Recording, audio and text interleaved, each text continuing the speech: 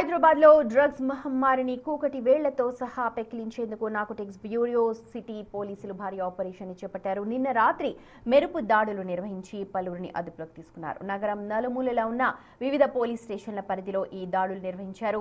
Banjara Hills, Jubilee Hills, Sanath Nagar, SR Nagar, Amberpet, Pathabasti ప్రాంతాల్లో సోదాలు జరిగాయి.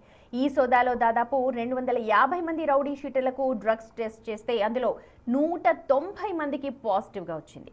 ఒక్క బంజారా హిల్స్ పోలీస్ స్టేషన్ పరిధిలోనే డ్రగ్ తీసుకుంటున్న 13 మందిని అదుపులోకి తీసుకున్నారు. వారిని ముందు ప్రశ్నించారు. ఆ తర్వాత ప్రభుత్వ ఆసుపత్రికి తరలించి డ్రగ్ టెస్ట్ నిర్వహించారు. పట్టుబడిన వారిలో చాలా వరకు కూడా 28 ఏళ్ల లోపు వారే ఎక్కువగా ఉన్నారు.